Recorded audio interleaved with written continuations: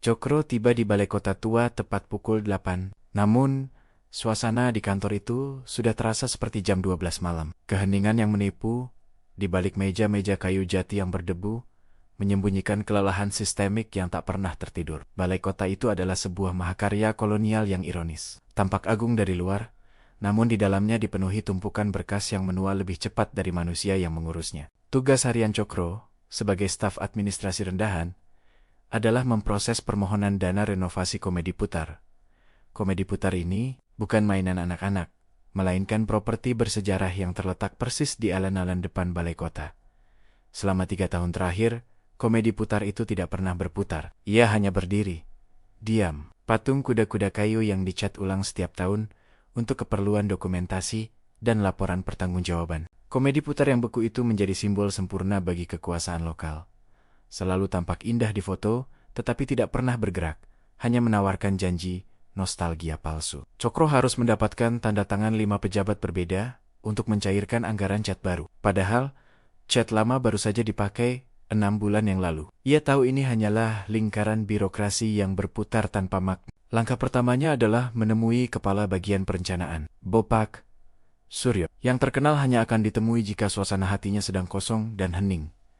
Sebuah kondisi yang hanya bisa didapatkan setelah ia selesai meditasi subuh. Di ruangan Bapak Suryo, tidak ada yang pernah berbicara tentang rencana yang substansial. Mereka hanya berbicara tentang alur, prosedur, dan urgensi tumpukan kertas. Cokro menunggu di kursi kayu yang keras, dikelilingi piagam-piagam penghargaan yang memuji efisiensi kantor. Sementara ia sendiri harus menunggu 2 jam hanya untuk meletakkan sebuah map. Ia merasa dirinya adalah sebuah atom dalam sebuah mekanisme yang rumit dan tidak berguna. Kehidupannya di balai kota terasa seperti lirik lagu yang terus berulang tanpa mencapai chorus yang berarti. Mas Cokro, bukankah Anda sudah menyerahkan ini bulan lalu? Tanya Bapak Suryo, tanpa mengangkat pandangan dari layar komputer yang menampilkan game soleter. Cokro menjelaskan dengan sabar, ini adalah berkas yang sama, tetapi telah melewati revisi 3 kali karena Bapak Kepala Bagian sebelumnya meminta perubahan margin pada halaman 27. Oh, margin, tentu saja. Margin adalah batas, dan dalam birokrasi, batas adalah segalanya, ujar Bapak Suryo filosofis. Sebelum akhirnya menolak berkas itu, karena Cokro lupa menambahkan materai di halaman lampiran. Keenam, materai. Benda kecil yang harganya tidak seberapa, tetapi menjadi tembok tak terlihat yang menjegal setiap niat baik. Tito menghela napas. Ia harus kembali menuruni 3 lantai, hanya untuk selembar stiker bergambar Garuda. Ketika Cokro kembali, giliran Ibu Retno di bagian keuangan yang harus ia temui. Ibu Retno adalah seorang wanita paruh baya yang percaya bahwa anggaran yang tidak terserap adalah dosa terbesar. Anggaran harus terserap. Itu hukum alam, Cokro, katanya sambil meminum teh herbal yang ia bawa dari rumah. Ibu Retno melihat berkas Komedi Putar, mengernyitkan dahi, bukan karena besarnya anggaran, melainkan karena peruntukan cat yang terlalu sedikit. Cut baru, kenapa tidak sekalian kita usulkan upgrade kuda-kuda kayunya menjadi fiberglass dengan lampu LED interaktif? Itu akan meningkatkan citra kita di mata provinsi, serunya bersemangat. Cokro menjelaskan bahwa upgrade besar-besaran akan memakan waktu setidaknya 2 tahun perencanaan dan memicu tender yang rumit. Tujuannya hanya satu, agar Komedi Putar itu bisa dicat. Anda berpikir terlalu kecil, Cokro. Di balai kota ini, kita harus berpikir grand. Realisasi tidak penting, yang penting adalah proposal yang megah, ujar Ibu Retno, mengembalikan berkas itu untuk direvisi. Cokro merasa seperti dihipnotis oleh absurditas ini. Ia diminta untuk memecahkan masalah kecil dengan menciptakan masalah yang 10 kali lebih besar. Ia kembali ke mejanya, dikelilingi rekan-rekan kerja yang sibuk dengan urusan masing-masing. Ada yang asik memesan makanan online. Ada yang sedang menulis status media sosial tentang pentingnya integritas. Ia menyadari ironi yang mendalam. Gedung ini penuh dengan orang-orang yang berkomitmen pada pekerjaan mereka. Tetapi output dari kerja mereka adalah stagnansi. Stagnansi yang mahal. Stagnansi yang elegan. Stagnansi yang selalu berhasil menyerap anggaran tahunan dengan rapi. Cokro mulai mengetik proposal baru untuk modernisasi kuda-kuda Komedi Putar sejarah dengan perasaan jijik pada dirinya sendiri. Ia menambahkan istilah-istilah bombastis seperti sinergi budaya digital dan transformasi kesejahteraan estetika publik. Kata-kata kosong itu terasa seperti balsem untuk kekosongan hati nuraninya. Ia memikirkan komedi putar itu. Kuda-kuda kayu yang terdiam, mereka seolah memandang jijik pada kesibukan yang sia-sia di balik jendela kaca balai kota. Malam hari tiba, dan Cokro baru selesai merevisi proposal itu. Kini, ia harus mencari tanda tangan wakil wali kota. Wakil wali kota, Bapak Harun, adalah sosok yang sangat sulit diprediksi. Beliau hanya datang ke kantor untuk acara seremonial, sementara urusan administrasi diselesaikan di rumah dinas. Cokro tahu, ini berarti ia harus mengorbankan malam minggunya untuk mengantar berkas ke rumah dinas, yang lokasinya jauh di pinggiran kota. Ia tiba di gerbang rumah dinas yang dijaga ketat. Rumah itu megah, dengan taman luas yang terawat sempurna, kontras dengan alun-alun kota yang tampak kumuh. Pengawal mengizinkannya masuk, tetapi memberitahu bahwa Bapak Harun sedang sibuk dengan rapat mendadak, dan mungkin tidak akan bisa ditemui. "Rapat apa, Pak?" tanya Cokro sopan. "Rapat golf," katanya. "Rapat dengan investor," jawab pengawal itu tanpa ekspresi. Cokro ditinggalkan di ruang tunggu yang mewah, di mana ia melihat foto-foto Bapak Harun sedang tersenyum ramah di berbagai acara amal dan peresmian infrastruktur yang belum selesai. Ia menunggu selama 3 jam. Dalam keheningan malam, ia memikirkan kalimat puitis yang sering ia dengar di kampus dulu. Segala yang diam menyimpan cerita yang lebih sunyi daripada gemuruh badai. Keheningan rumah dinas ini menyimpan cerita tentang kekuasaan yang diam-diam bekerja, tanpa harus terlihat, tanpa harus sibuk dengan kertas-kertas. Sekitar pukul 11, seorang ajudan menghampirinya. "Berkas Anda sudah ditandatangani, Cokro. Tapi Bapak minta satu tambahan." "Tambahan apa, Pak?" tanya Cokro bersemangat. Lega, proses panjangnya sebentar lagi usai. "Bapak meminta agar desain kuda komedi putar yang dimodernisasi. Salah satunya harus menyerupai kuda kesayangan Bapak, Tuan Merah. Ini untuk sentuhan personal," kata ajudan itu datar. Cokro tercekat. Kuda kesayangan. Ia tahu Tuan Merah adalah kuda pacuan mahal milik Bapak Harun yang sering memenangkan lomba. Permintaan ini, meskipun kecil, secara terang-terangan menunjukkan bagaimana kekuasaan lokal bekerja, mempersonalisasi aset publik untuk kepentingan ego pribadi. Proposal yang tadinya tentang cat, kini beralih menjadi tentang patung kuda pacuan dengan lampu LED, dibiayai oleh anggaran renovasi cagar budaya. Ironi ini begitu kental, begitu pahit, sehingga Cokro hampir tertawa. Kekuasaan adalah pertunjukan pribadi yang dipentaskan di panggung publik. Ia kembali ke kantor keesokan harinya, harus merevisi total desain komedi putar. Kini memasukkan elemen Tuan Merah. Ketika ia menyerahkan revisi desain itu ke bagian proyek, ia bertemu dengan kepala bagian yang baru, Ibu Tari. Ibu Tari adalah birokrat generasi baru, energik, dan sangat fasih menggunakan istilah startup dan teknologi. Ibu Tari melihat berkas itu. Ia tersenyum, bukan karena isinya, tetapi karena logo dinas yang dicetak miring di sudut halaman. "Cokro, ini bagus. Tapi komedi putar terlalu konvensional. Kita harus berani berubah.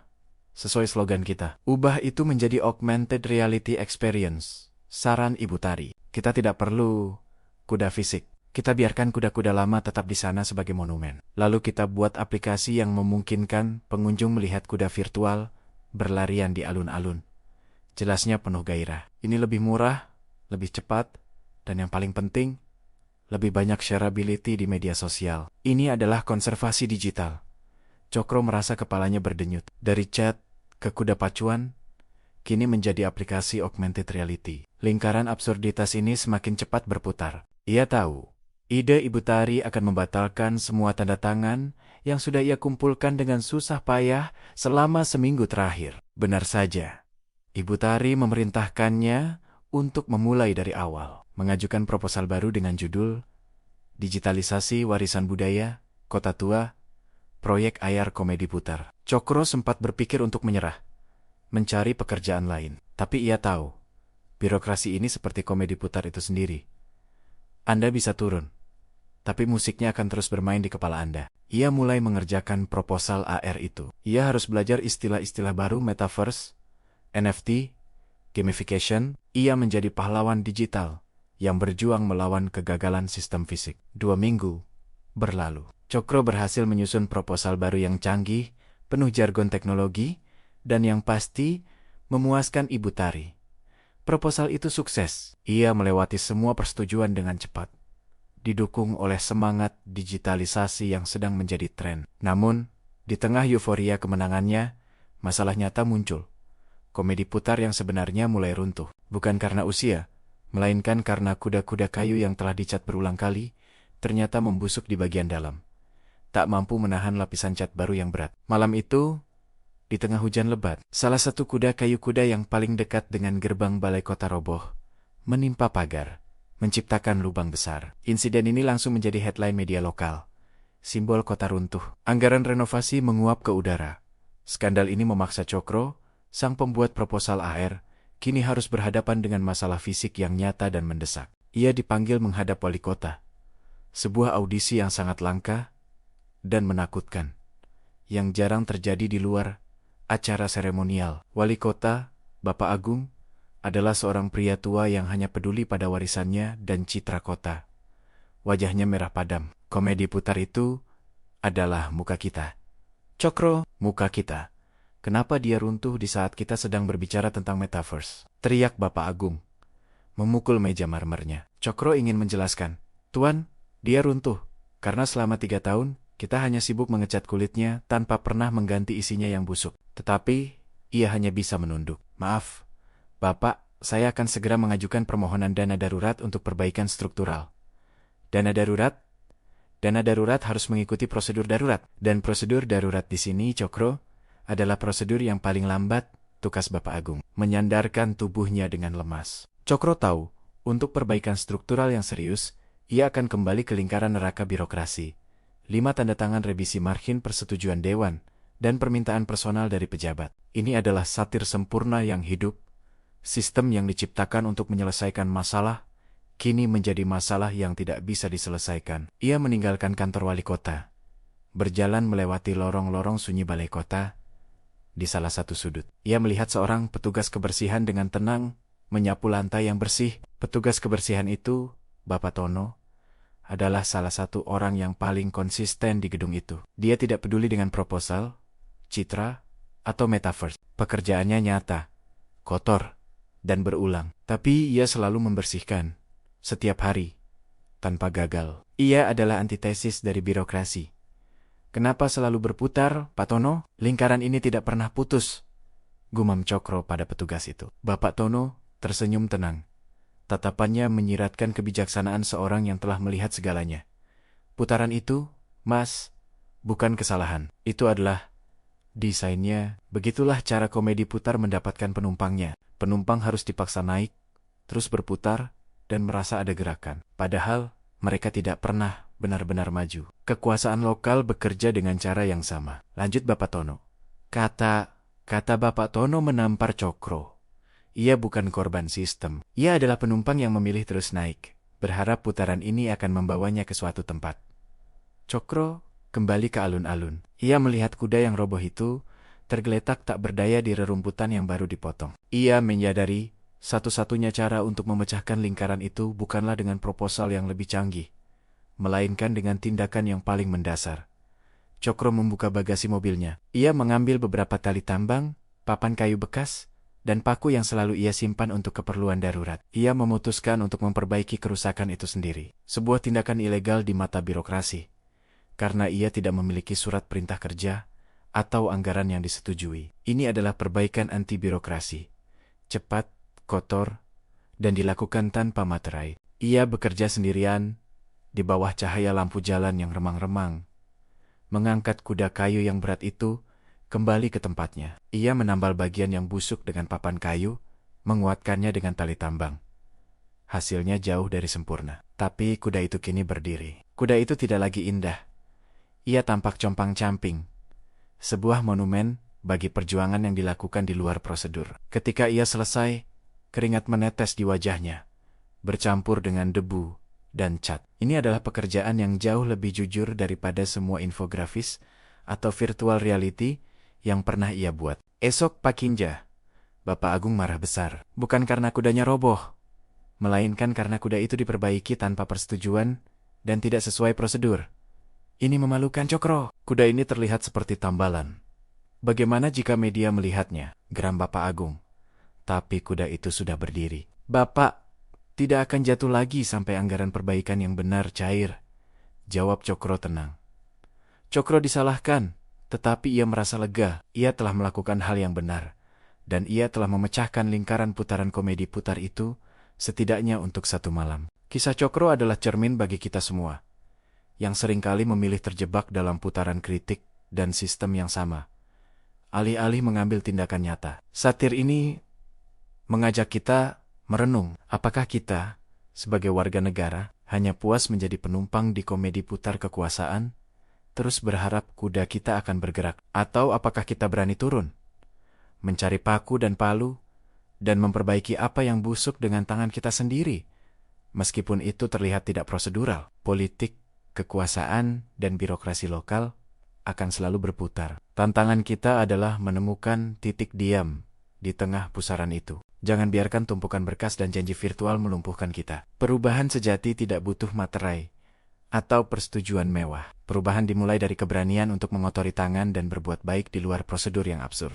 Biarlah balai kota itu sibuk dengan komedi putar virtual mereka, asalkan kita sibuk dengan perbaikan nyata di lingkungan sekitar kita. Seperti kata Bapak Tono, putaran itu adalah desainnya. Terserah kita, apakah kita akan menjadi penggerak atau hanya penumpang. Jika kisah ini menyentuh nurani Anda, jangan lupa untuk like, share, dan subscribe channel Narasi Sastra untuk mendapatkan lebih banyak cerita yang mengupas fenomena sosial dengan tajam.